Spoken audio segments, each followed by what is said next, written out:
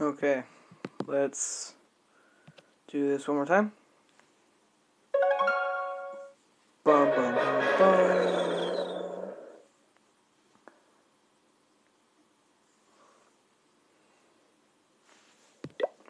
Alright, so we're having...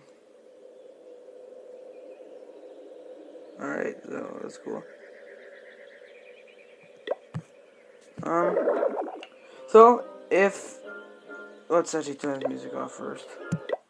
But if you're like me and you rushed, there's a way that you can overcome that. You can drop trophies to where you're like not getting destroyed every time, and where your troops are good enough to attack the other people.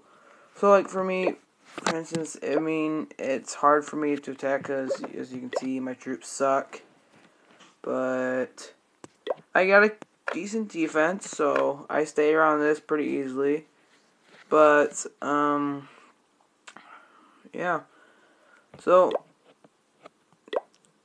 if you rushed, just upgrade your defenses, drop your trophies to where it's easy enough for you, and I think that's about it. So if you liked the video, leave a like, and yeah, I think that's about it for today. Thank you.